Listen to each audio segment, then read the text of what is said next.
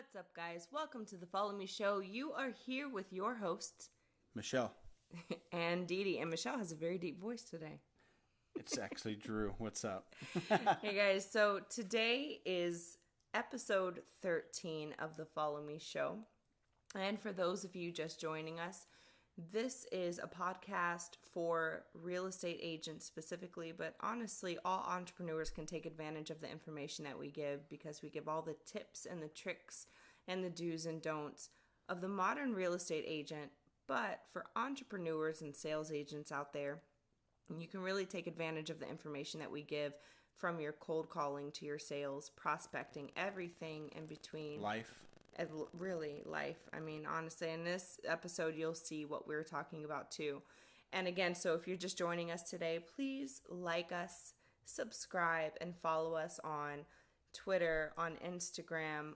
We are on iTunes, SoundCloud, Snapchat. YouTube, Snapchat. And so if you have any questions about real estate or just need a little bit of follow-up from this, you can follow us on Snapchat. Ask us any questions that you have, and we will get right to you. So We've had a little red wine. We have. So it's going to be a good show. This is the best way to do a Follow Me show. All right, guys, so let's go ahead and get to it. Today's episode 13, is all about how to automate, delegate, and control your time. And we all know as a real estate agent, you really need to control your time and set your standards. Yep, and today we're going to be going over 3 principles. Really, it's what realtors can learn from the 4-Hour Workweek by Tim Ferriss. There is so many golden nuggets, and we're going to give you an overview of what we consider the top 3 principles from that book and how they apply to entrepreneurs and more specifically realtors. So in the 4-Hour Workweek, for anyone who's either listened to the audiobook or has read the book, The 4-Hour Workweek, there are 4 key principles that he talks about. It is delegation, elimination, automation, and liberation. So we've consolidated it into 3 core principles that, like Drew said, we're going to talk about. And so what are those 3? So what you're going to take away from this podcast is pretty much time and how to expand your time. And you do that through 3 principles. The first one is the 80-20 principle. Second one is Pareto's principle. And the third one is outsourcing. Yep. And so we'll go ahead and get right to it. So let's talk about it. So the first principle that we're going to talk about is the 80-20 principle, also known as Pareto's principle. Now, let me break that down for you. Mm-hmm. The 80-20 rule or 80-20 principle states that 80% of anything or something is created by 20% of something. Another way of saying that is 80% of outcomes come from 20% of efforts, and so on and so on. So let's take, for example, we are in a working industry and we have maybe 10 tasks. Now, out of those 10 tasks, 1 or 2 tasks will be creating 80% of the outcome. And we want to find what those tasks are, what is going to be that 80% of the outcome for you so you can create the most time. And then on the other hand, 80% of perhaps your pains that you're finding in real estate, some of the issues that you're having is going to be coming from 20% of whatever is going into your business. So let's say if you have 10 clients, 2 of those are going to be producing 80% of your problems. And so what you want to do on a periodic basis is find out who is giving you the most positive output for your business, and also mutually how you're helping them. And also 20% of those people are giving you the most results. So 80% of your results, just to give you an overview. So it works both for the positive and the negative. So let's give you an example. Let's say you're working with, like Didi said, 10 clients, right? And did I say 10 agents? I don't know. I think I said 10 agents. Whatever. 10 clients. 10 clients. So let's say you're an agent and you're working with 10 clients. Now, 8 of your clients, easy peasy, right? They do 80% of them. Yeah, they do what you ask. everything is awesome, and they're only taking up 20% of your time. Now, the inverse of that is, what about that other 20% of your clients? So let's say 20% of your clients, they're taking up most of your time and producing the least results. Now, Or the most pain in the business, as far as like, let's say you're showing them homes, but every time you go to make an appointment, they're canceling those appointments. So the clients that we're talking about. You know the ones that are really giving you an issue. And although they want a certain outcome, they're still not doing what it is you're telling them is the best thing to do for looking at those homes or listing the homes. You have to make sure that you stage this home well, and yet you still find yourself constantly getting this negative feedback or no feedback at all from other agents that are showing the homes, because they're not doing what you told them to do and what's going to help them sell the home. and for you realtors out there that are listening, that are existing, you know exactly Yes. who we're talking about. It's that client that calls you at all hours of the night complaining about a leaf in their front yard. Right. Just anything and everything. And so what you want to do as a realtor and as an entrepreneur is decide, okay, what's really going to help and what's really taking up the most time, and from there decide what you're going to do about it. So you want to start eliminating, or as Tim Ferriss says, trimming the fat. Boom. Trimming the fat. Yep. Yeah. And so that's what the 80-20 is all about.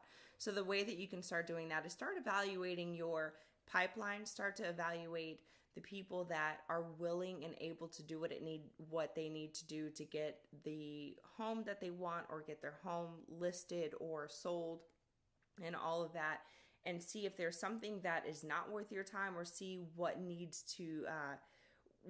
to implement, what you need to expand upon to help them with whatever it is that you're working on at that time. And again, for realtors, that's going to be your listings, and that's going to be the homes that you're showing. So if you have a client, for instance, that wants to see 100 homes, but they're just not doing what you're telling them to do, Could you give us an example of? Yeah, like for an example, I've had many clients that have been top notch, that I've said, okay, I really want to go ahead and get this taken care of. So they go ahead and get their pre-approval. They make sure that they give you all the information that they need, or they're giving the lender the information that they're asking for. And so they're easy breezy. Not to say that you're not doing any work, but you're doing less work because they're actually implementing the information that you're giving to them to take care of. And so those are the people that you want to start working with, or that you want to continue providing the most service to. But if you find that there are those key people that constantly call you and ask you for information that you've already given to them and you've shown them how to use, maybe your app, right? So let's say you have an app. Let's say that you have, okay. What app? You know what I'm talking about, the MLS app. Here's an example. So let's say that you're in Central Florida. You have the MFR MLS app, right? And you've given them the link and you said, okay, listen, if you see homes that you really like, go ahead and favorite it in the app, and I'll see your favorites, and I'll go ahead and call those agents. But then instead, what they're doing is they're sending you a ton of short sale homes or something from Zillow saying, what about this one? What about this one? What about this one? And you're telling them, well, that is actually under contract already. And they're giving you so much grief. And they're saying, well, it says on Zillow that it's still available. I don't understand why in the app it shows that it's inactive. I can't find it. And you're like, well, that's why you need to look in the app, because unfortunately Zillow doesn't necessarily update right away, or it is something like that. That is the type of client that is just the 20% that is producing 80% of your grief. And you need to determine from there, do you want to continue going through this over and over again and constantly redirecting, or saying, you know what, it seems like you're not ready to pull the trigger, or they're not getting their pre-approval. They're not giving you the information that you need to continue. At that point, you have to determine for yourself if you need to start trimming the fat. And in that case, yes, you do need to start trimming the fat. Would you agree? Oh, yeah. You got to cut them out. And then, so what's going to happen is, once you figure out which clients are causing you the most pain points, you're going to find that your time is going to expand quite a bit, because you're not spending nearly the amount of time once you cut on them. those 1, 2, 3, 4, 5 clients that are just causing you so much grief and so much time and unnecessary time at that. It's not like, you don't want to spend time with your clients and work with them, because obviously that's part of being a realtor, but unnecessary time, unnecessary issues, you got to get rid of those people right away.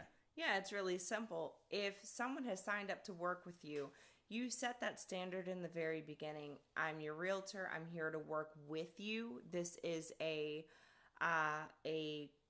cooperating relationship, meaning both of you are putting the time, energy, and effort forward to help them achieve their goals, right? And if they're not willing to do that, it's very simple. Although sometimes it's easier said than done. Sometimes it might be difficult to have that conversation, but as a realtor, you need to start having those conversations. You need to know that that's really important, to talk to people and say, hey, listen, you either are ready to roll, or if you're not, maybe we need to put you on a 6-month plan. Maybe you're ready to pull the trigger in 6 months, and that's okay. It's not anything personal. It's just, don't waste your time on people who aren't willing to actually start to make the decisions to buy the home or to sell the home. Yep, and as we've alluded to in many other podcasts, your time as a realtor is your number one variable. Mm-hmm. More than money, more it's than anything. It's the number one commodity. Yep, your time is very, very, very important. So, basically, trim the fat. Take your 20% of people that are causing you 80% of the problems, get rid of them. And do this with a few other processes in your business.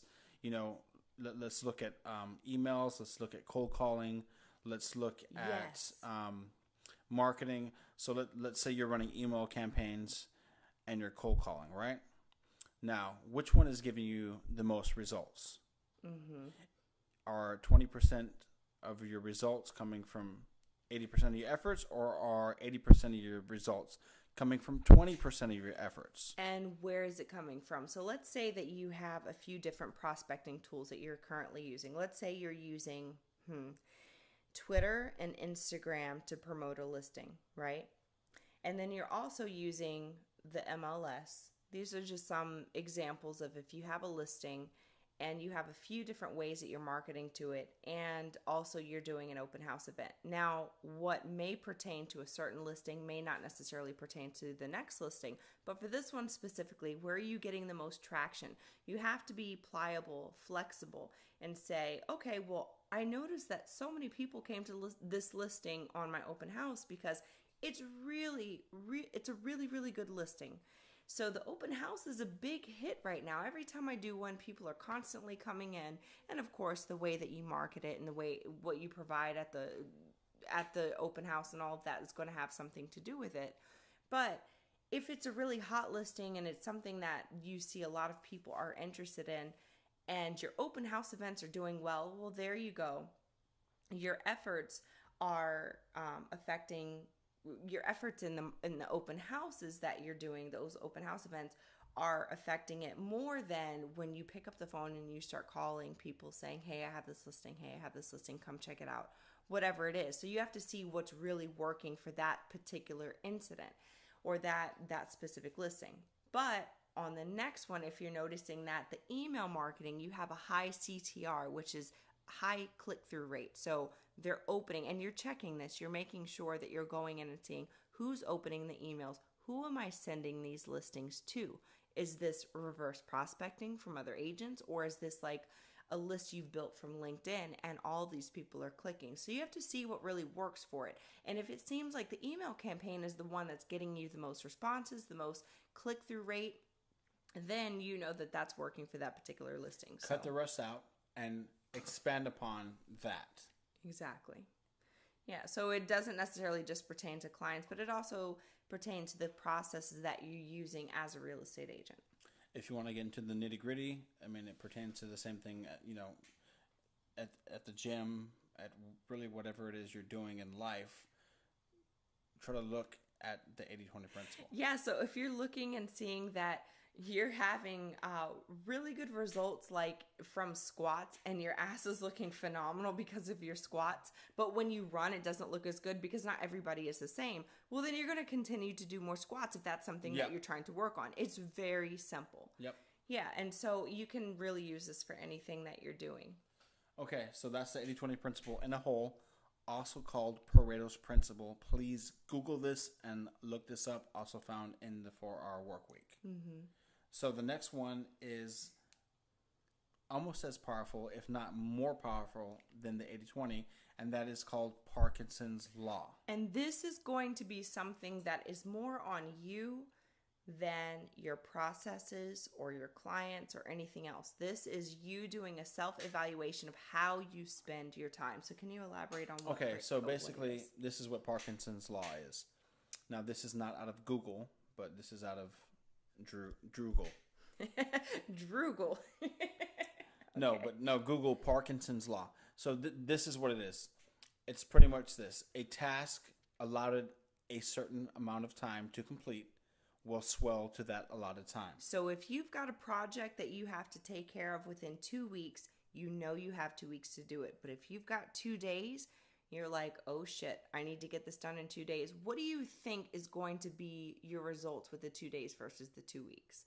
You know, the exact same thing. Exactly. But your actions are going to be greater with the 2 days, even though 2 days versus 14 days is a drastic difference. And another great example of this is school. So any of you that have been in college or even high school, really, we're given a week, 2 weeks, 3 weeks to write a 500 to 3,000 word essay.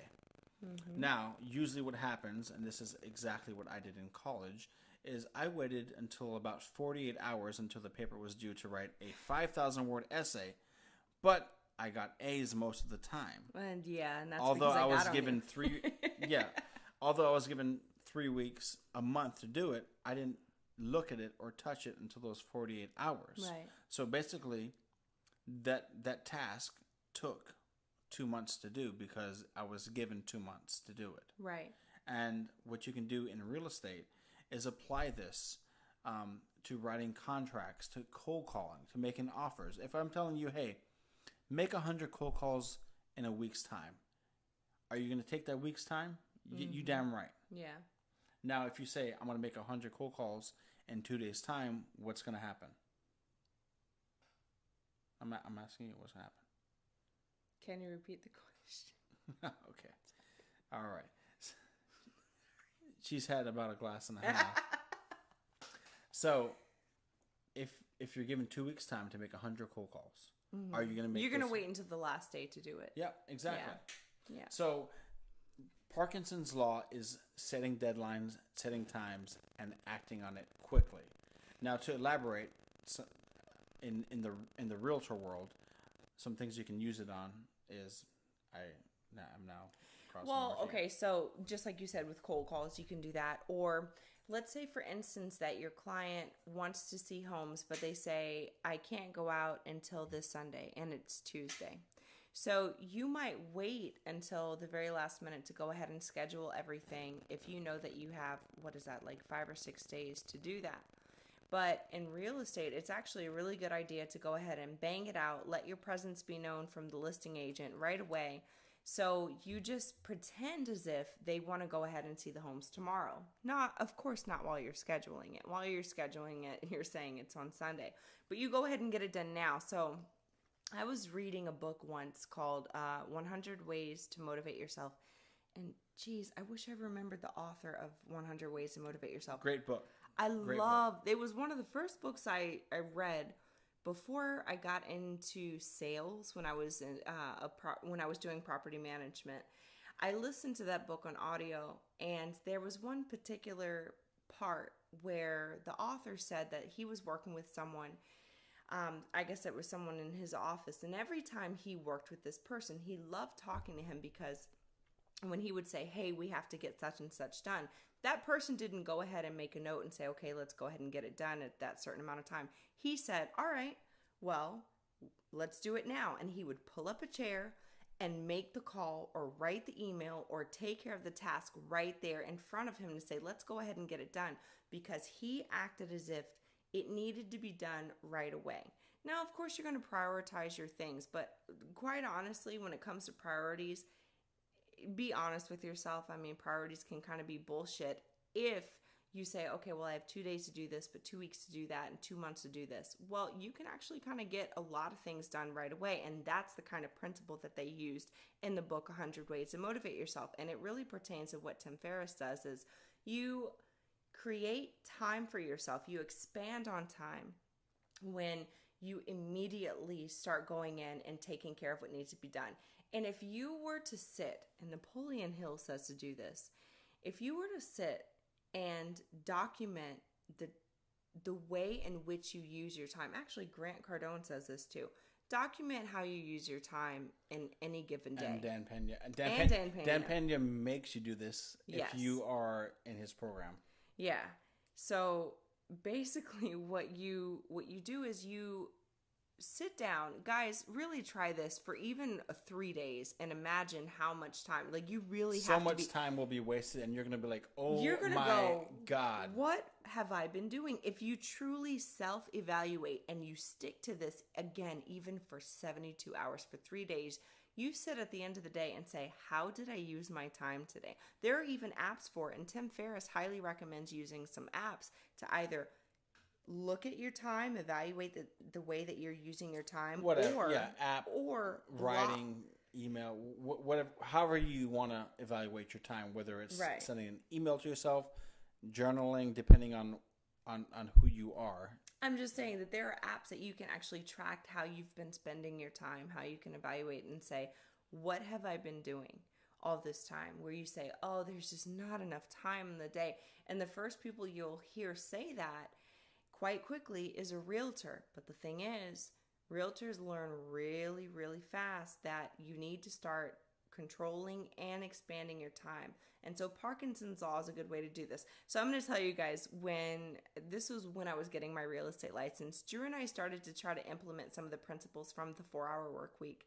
And he started putting all of us, me, him, and our kids were like 1 year old and 3 years old at the time.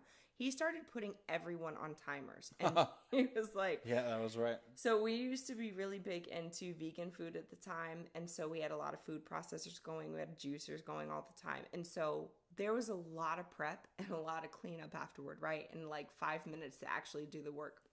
So he would put a timer on the oven and say, okay, guys, we have 10 minutes to take care of this shit and get it done. And we were all working boom, boom, boom, boom, boom with massive energy to take care of it because we took it seriously. And when we did, we couldn't believe how much time we were actually getting as a result. Yeah, and we got it done in 10 minutes or less most of the time.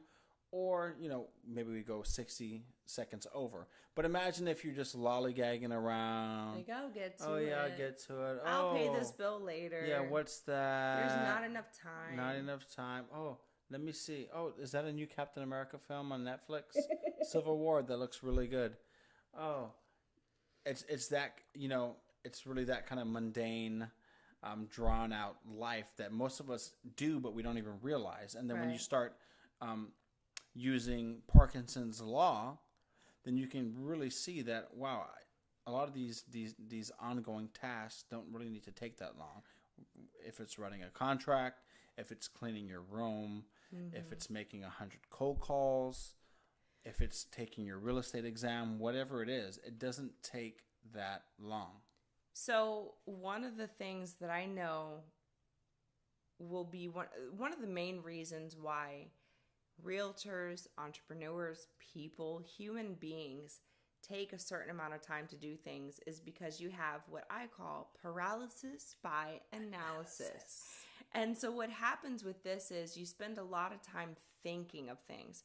There was one TED Talks I was watching and this woman said that you have 5 seconds from the time you make a decision to the time your brain comes in survival mode and gives you all the reasons why you shouldn't do it and why it won't work. Don't skydive. Yeah. Don't do that.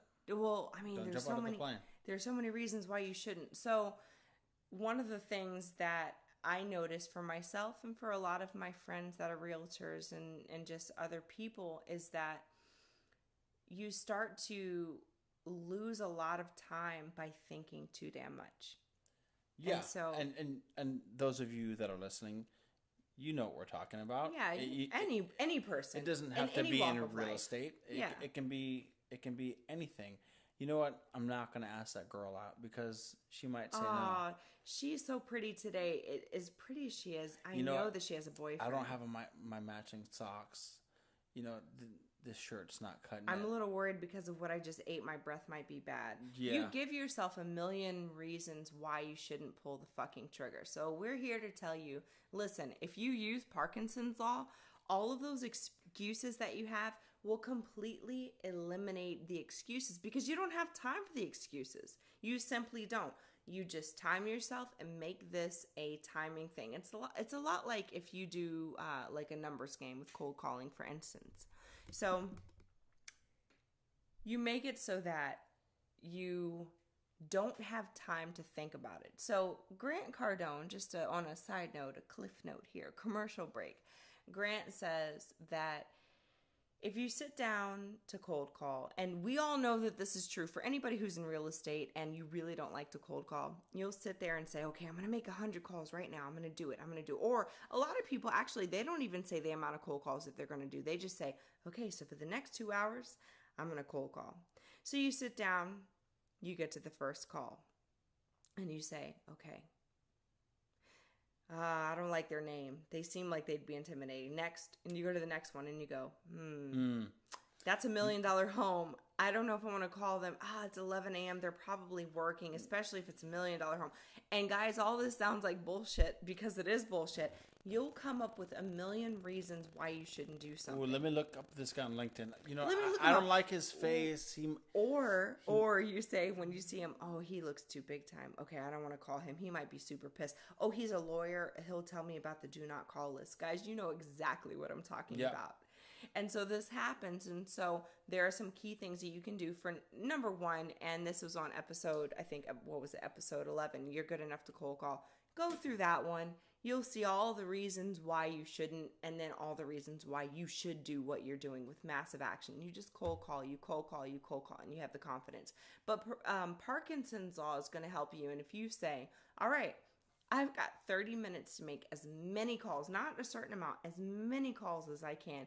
You don't think, you just go. One of the main problems with human beings is that we think too much when it's time to take action. Yep, way too much. So you have to attack. Sometimes you have to shut that part of your brain off and say, okay, I'm going to go do this no matter what happens, and I'm going to get through it. You have to get through a lot of no's before you get to the yeses.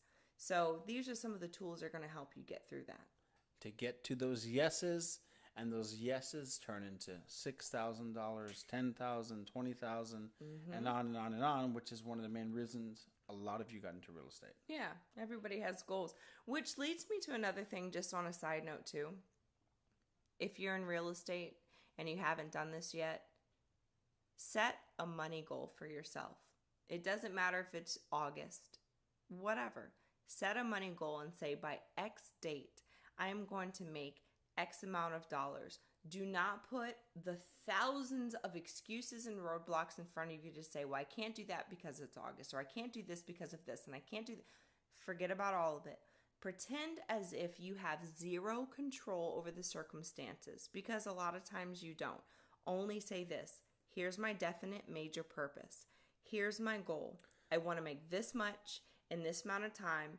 And because you make a decision, all you have to do is decide that that's what you're going to do. The principles and the tools and the information that we give you is going to naturally fall into place for you to be able to implement anything you need to get to that goal. Yep. Stuff starts happening when you make a decision metaphysically in the background for you to achieve your goals. So let's say you're a new realtor and your goal is to make, let's say, $300,000, $400,000 net profit, okay? By, let's say, next summer, okay? So you're giving yourself about a year. Now, what's going to happen is you have no idea how to do that. You don't know. But when you start telling yourself over and over every day and night and morning that you're going to make it happen, stuff starts to happen metaphysically in the background that will give you the answer from your subconsciousness or whatever it is to actually manifest that reality. Or if you don't, let's say your goal is $400,000 and you fall way short. Oops, you only made $275,000. Well, you made $275,000. And so, although this isn't necessarily on the line of Tim Ferriss principles, it's really important for you guys to know, really, in everything that you do, you should be walking with your definiteness of purpose. And the principles, again, that we're talking about today, you can apply them, as well as all the other principles that we talk about and some of the things that other entrepreneurs talk about. What's really important, guys, is these are the tools. These are some strategies. If they work for you, that's fantastic. If it doesn't, then you go on to the next thing. But what's really important is that you have that definiteness of purpose. You walk with a decision every day of your life. You say, I don't know how it's going to happen, but I trust in myself and I trust in the greaterness. I don't know how else to say it without being the greats are good. I trust in the overall to know that it's going to come to me. And so you might be listening. If you're a Christian, you're saying God. If you're right. a Muslim, you're saying Allah. Right. If you're an atheist, you're saying energy, whatever it is. Right. Or timing. So the thing is, if you're listening to this tonight, maybe some of you are listening to this after you've said, I'm fed up with the way that things are happening and the way things are going right now. I need a change. Or maybe you're saying, I needed some kind of sign to say, okay, I know I have the ability to achieve this. As Napoleon Hill says, I know I have the ability to achieve my definite purpose in life. So you're listening to this right now, and we're talking about tools and strategies, but overall, for the overall of what you want to achieve, this might be exactly what you needed to hear. And the whole point of all of this, and the reason why we're saying all of this is you need to develop some type of strategy. Don't sit around and think about it too long. I keep wanting to say Pareto's principle. Parkinson's law. Purina. Oh boy. Shout out to Purina, my friend. Wow. Oh yeah. Parkinson's law is just one of a million different strategies and principles that you can use to start owning your time, creating the type of reality that you want as a new realtor, as an existing realtor, as an old hat realtor, as someone who's been in the business for a long time. These are just some strategies. Yep. So again, that's number 2. Parkinson's law pretty much says this: set deadlines and get it done. Because whatever deadline you set, you're going to come close to achieving that deadline. You may achieve it. You may not. If you don't, it will be very close to the deadline that you have set. You would think that we weren't actually drinking wine, that we were doing something different with all of the ways that we go with this podcast. Well, I think they're going to be like, wow, they were drinking wine. Or wow, they were smoking something, which we weren't. That's night. We're out of the crystal meth. We're actually on the East Coast, wow. So that's a West Coast drug. Yeah, it's not as accessible. Yeah. We're just kidding, guys. Don't get butthurt. Anyway, moving on. So what's number 3? Okay, so the last principle I want to talk about, and it's not really a principle, it's just something you do. Outsourcing. Yes, and this is, guys, okay, I can't begin to express to you the importance of outsourcing / hiring a virtual assistant from India. Mm-hmm. I think we went over this on the last podcast. This will expand your time exponentially. Imagine this, okay? You're listening to your podcast or our podcast. You're listening to, maybe Dan Pena, Grant Cardone, Lewis House, whoever you're listening to that's kind of motivating you, and Tim Ferriss, and you're like, okay, wow, I'm really starting to understand marketing, entrepreneurship, the bigger picture. But you're like, wow, I got 3 kids, I got a husband, or I got a wife. I don't have the time to do this. Well, guess what? Now you do. Mm-hmm. So imagine this. Let's say you understand the real estate game now, and you're like, you know what? I'm a luxury agent. That's my niche. I'm a luxury agent. So imagine that you want to start marketing to luxury homes. You want to get their emails and you want to start blasting them with emails. Okay. You as a realtor have enough stuff going on. You're showing homes, you're putting in contracts, you're listing homes. Oh, on top of that, you're still a human and you still have a family, so you still have to live, right? So you're hanging out with your friends or you're spending time with your family. You shouldn't be spending too much time with your friends if you're a realtor. Or your family. Let's just keep it real. But I'm just saying, some people, they're like, hey, that's very important. I have friends, family, blah, blah, blah, whatever. So naturally, if I said, hey, Mr. Realtor or Mrs. Realtor or Miss Realtor, I want you to go ahead and get 300 emails so we can start marketing on these luxury homes. That would take a lot of time, and that is a lot of minutia as a real estate agent that you don't need to deal with at all, because your job is to get clients, sell homes, or help people buy homes. Your job is not to deal with the minutia, and that is where a virtual assistant comes in big time. You can tell them very, very simply, hey, guess what? This is what I need you to do today. I want you to go ahead and get 300 emails from luxury clients in Brevard County that have been off the market and expired because it didn't sell for the past 2 years. And there you go. Boom. You got your market. You have 200 people now that you are email marketing. And you're setting up calls so you can potentially sell their house. Another example of a great time saver that your virtual assistant can do is set up open houses, blast emails, whatever it is you need them to do, they can do for you, so you can in fact expand your time. So one of the things that you can also do is, when you were just talking about the email marketing, when you have an assistant, there are a lot of things that you will be very hands-off about, but that's going to give you a lot of output. It's going to give you a lot of return on what you're doing. Let's say, for instance, you have an assistant and you want them, like Drew said, to market to a specific area. They have homes that are $500,000 plus that have expired or withdrawn from the system, and they're no longer selling their homes. Okay, but you don't necessarily want to cold call. Let's just say this is you. Not to say that you shouldn't cold call, but what you can do first is have that assistant do an email blast, whether it's through a company like Constant Contact or any email marketing service. And you say, hey, just wanted to touch base. I see that your home didn't sell. I would love an opportunity to earn your business, whatever you're saying to them. Well, here's the thing. You might get a few that'll respond saying, not interested, don't email me, blah, blah, blah. You might, and it's common.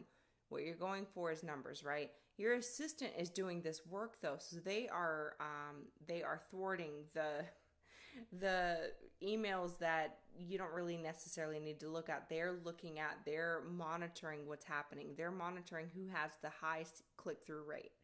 So they're going in and saying, okay, who's opened the emails, who is actually clicking the links, and they can actually export, and any email marketing service can do this, but if you have an assistant, they can do this for you. They are going in and finding out who is most responsive to the emails you're sending, because you're not going to just send one email. They're going to send a few. So your assistant can look at these reports and say, okay, so we have about 100 people right here who have been clicking on the last 3 emails you sent, and they're also clicking on the website, on your website. And so what you do from there is you compile that list, they export it for you, then they can start text messaging these people saying, hey, and they're acting as you. This is Brad with Follow Me Realty. I see that your listing recently expired. I'd love an opportunity to earn your business. But here's why this is important. You're not doing any of this work, but this click-through rate is showing you through a funneling system of who is really interested in what you're looking to do. And it may be a lot of work for you to manually text these people over and over and over again. Or email them or find their emails. Right. But if you have an assistant to do this, and I would recommend having an assistant over paying a text messaging service to do this, guys. Oh, any day. To be honest with you. Because if you do a text messaging service, it's more like a, hey, click here to stop the messages. And so those people immediately know, that It's a you're service. actually paying for. It's an automated thing. It's not personal. So if you have an assistant, it is personal. And so they're doing the emails for you. Then you have a funneling system from there. Then they're text messaging everybody individually. And then from there, they start securing appointments for you. So they're basically working off of the script that you've given them, and they're setting up the appointments based on the availability that you have, and from there you take it over. So your job is talking to people. It is the relationship business. Boom. And your assistant has I done was all that thinking, work. I was thinking, boom, in my head the whole time. See, and I said it. Boom. Ah. So that is the importance of an assistant. To get really into the nitty gritty, we gave you guys a very specific example, but on purpose, because you're going to wonder sometimes, well, then why would I need somebody right now? I'm just starting out as a real estate agent, and that's why. I'm going to elaborate and expand upon what you can do by hiring a VA, virtual assistant from India. Google Drew says Task. that No, they're not only in India. they're in the Philippines and everything else. But from my experience, the ones from India I've found tend to be better, Yes. for lack of a better word. Okay, elaborating on the duties of elaborating on the duties of a virtual assistant and how they can expand your time. Now, we've discussed ad nauseum the importance of your time as a real estate agent or as a person, but if you're a 9 to 5er, your time is not as important because you're on the clock from 9 to 5. Versus if you're an entrepreneur or a realtor, you are always on the clock. So your time is your ultimate variable. You are making your own money versus a 9 to 5 where it's kind of a set paycheck, which is not a bad thing, but the time variable difference It's just a is different notable. model. Yes, exactly. So, all right. So let's say, okay, your son's birthday is coming up, or your daughter's birthday, right? And you're like, oh wow, I have 7 appointments. I have 7 showings. I have a contract that needs to be reviewed. I need to schedule. I need to these schedule showings. on it, whatever. You don't have time to buy a present. You can simply tell your virtual assistant, hey, my son likes skateboards. He likes Alien Workshop. He likes Venture Trucks. He likes Spitfire. As you can tell, I used to skate when I was in high school. He likes Spitfire wheels, whatever the case may be, and they can buy that. Versus you have to going out and shop. Another thing, another example would be setting up doctor's appointments, setting up dentist appointments. Whatever you need, your virtual assistant can and will do for you. That is what is so awesome about having a virtual assistant. And to start off with, they are only $400 a month to start off with. So it's not like you're breaking the bank, and they will explode and expand your time that I can't even begin to express. I think actually, just to clarify, so you guys know, when it comes to tasks every day, I believe they're $550 per month part time, and you do have to pay for the first 2 months. So just so that you know, so that way guys don't come back to us and go, well, you said it was $400, and Could you give them an example when we were selling real estate of some of the things that we did, like collect emails and. Oh boy. Okay, so we hired on a virtual assistant for about, what was it, 2 months, and Before we started the brokerage. Before we started the brokerage, we really wanted to understand, because we're an online real estate brokerage, we wanted to understand what kind of coverage could an online real estate brokerage have in one state. So we already knew that we needed one broker, but when we started to expand, which realtor boards and MLS systems do we need to have access to? But there's so many. And so being really brand new, we didn't really know where to start. So the first thing is, our assistant was able to go in and do all the basic admin stuff. So for instance, they were able to go in. She went into our MLS system, because I was still a realtor at the time, and copy and paste all the emails first and foremost from all the MLS and say, okay, who can we reach out to that may be interested in this new kind of brokerage? So she did all of the legwork on the realtor end. Then she called all of the realtor boards in the state of Florida and a few other states that we are going to be expanding to, and find out what we need, what are the requirements. She made the phone calls, she set up the emails, she set up appointments when we needed it done. And then on the social media side, she was posting. Oh yeah, that's right. It was really awesome because this is what I did. And I'm very type A. When I like something done, I like it done a very certain way. So I gave very, very clear instructions. So by the time she took it over, she was really great with all the admin and spreadsheet stuff.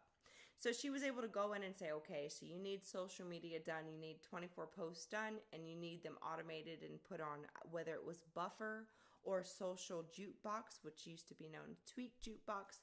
She would be able to go in and automate those posts exactly as we already had them. And also find out, let's say, top 20 quotes from the top 20 entrepreneurs, and then start to put those on the website or on Twitter, and then like schedule Instagram posts. There was so much she was able to do on the admin side, on social media side, on the personal side. I had people that were constantly, and you're going to have this as a realtor. Going back to the 80-20 rule, we had a client that was part of the 20% of people that were causing us 80% of the problems. Yeah, so we had her take care of it. Oh my gosh, that was so awesome. Okay, so I had a client at the time when I had my admin. And this gentleman, for lack of a nicer term, that's really nice to call him. This gentleman did not respect boundaries. And in real estate, guys, you're going to deal with that. This is not something taboo that I'm talking about. It is true. You're going to deal with people that sometimes simply either don't care or don't know what the boundaries are. And so he thought he could call all hours of the day. And if you're a female, ladies, you guys are going to... If you're a pretty female... If you're pretty...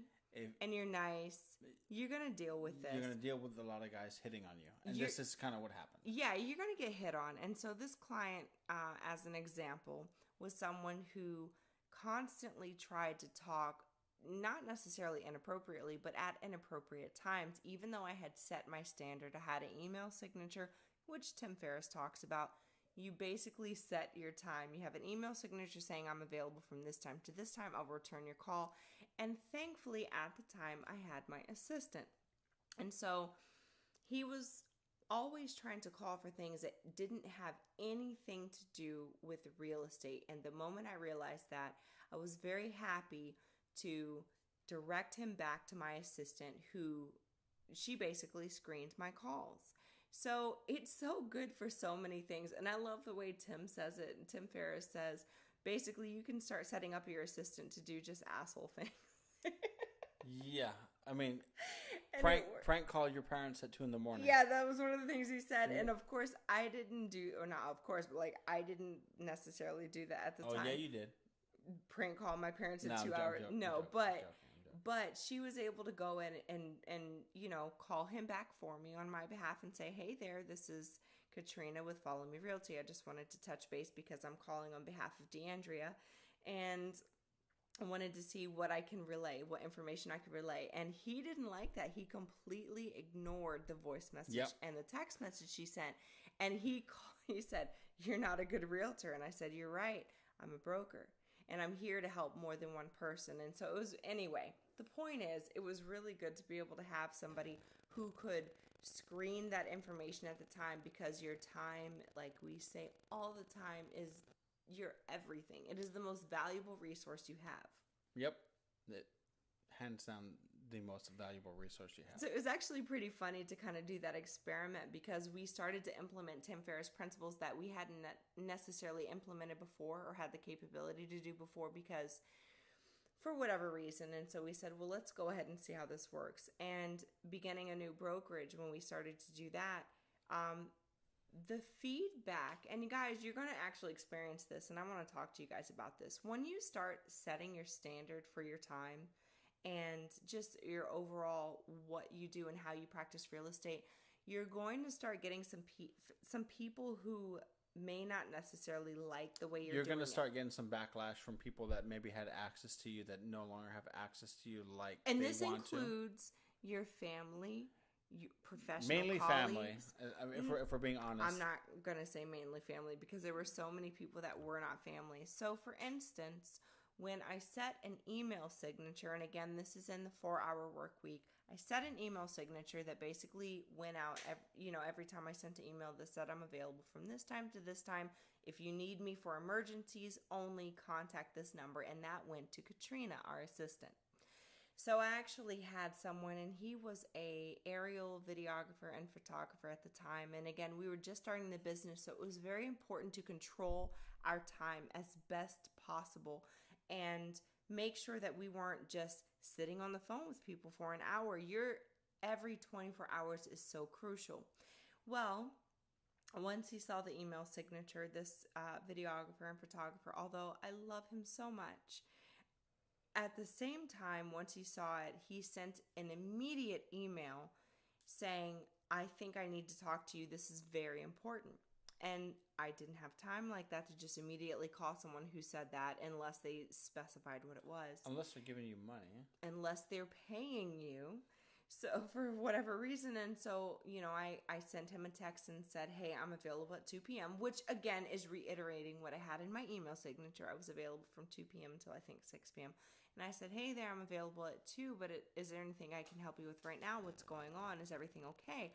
Because he made it sound dire, and he said, well, there are some things I need to talk to you about. Well, it turns out he had a huge issue with the email signature, which was really funny to me. Yeah.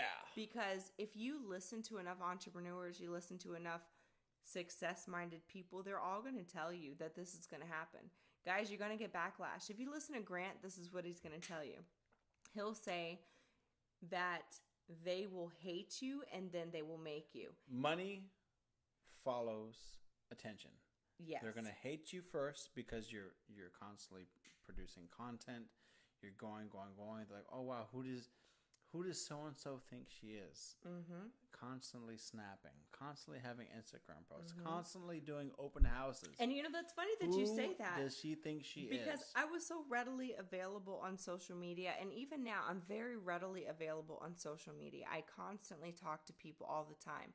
But if you try to call just to say, hey, what's up? Or you try to snap a personal, thing that pertains to business, then that's a completely different story. So I delegate my time and I direct the communication to very specific places. And you as a real estate agent need to be doing the same thing. So back to the story, this videographer, this photographer, he really didn't like it. And so he just basically let me know on text because I wouldn't leave it alone and say, yeah, I'll call you in an hour so I can sit on the phone for an hour and you tell me this. So I said, well, what's going on? Is everything okay? I said it again. He said, I don't think that your clients are going to take very kindly to you setting specific hours. And this is an actual conversation that happened. To setting specific hours in your email, you should be more available to your clients than that because there are people who want to buy and sell homes. So the first thing is, I don't buy and sell homes with anyone when someone anymore. says that, you know your shit's working. Yeah. Don't take that as, oh crap, I just got negative feedback from somebody who I respect or admire or anything like that. You know it is working, guys. It's going to happen. You're going to have people that come to you and don't like the way you're doing it. And that's okay. That's if you were doing it the way everybody else would do it, you used to wouldn't be available for brunch. Mm-hmm. Okay? Now I call you and it goes straight to voice messages. Motherfucker, I'm busy. And your voicemail says, I'm available from this time until this time. Some people aren't going to like that. You're automating your time. You're delegating your time. You're controlling your time. And you're setting new goals and new standards for yourself. And, right. And that is exactly what you should do as a human being. Mm-hmm. Otherwise, why are we here? The point is, when it comes to your time, it is your most valuable asset. And so you definitely need to come into real estate understanding that, yes, you are worthy of delegating your time. Yes, you deserve to do that. And no one can take that away from you. And this is something that you have to do. Yep. So in short, get a virtual assistant. Have her do the minutia, meaning the BS that you don't want to do. Whether that's email somebody, whether that's go collect 1,000 emails from luxury buyers, maybe foreclosed agents, whatever the case is, they have the capability and ability. Foreclosed homes? Yeah, foreclosed homes. Sorry. Okay, gotcha. What did I say? You said foreclosed agents. Foreclosed agents. Go get those emails. Joking. Whatever the case is, an assistant will greatly expand your time and give you more time to deal with, with the clients that are making you money. Mm-hmm. And yeah, that's really. And it's basically, I mean, guys, the name of the game is owning your time and using it wisely. And so that's it. We really hope you've enjoyed this podcast. It went a lot longer than the last one, so hopefully you've stuck around for the rest because most of the good stuff came at the end. So thank you. They did. Hopefully. Thank you guys so much for joining. We hope you enjoyed this. Please like, subscribe, follow us on Snapchat, Twitter, Instagram, iTunes, YouTube, everywhere. We really are everywhere, and we want to see. We're not on Facebook. We're not on Facebook, but follow us anywhere but Facebook. Everywhere that it matters for our brand. So we really hope that you guys enjoyed this and that you follow us, subscribe to us, and if you have any questions, please comment below, and we will see you on the next episode.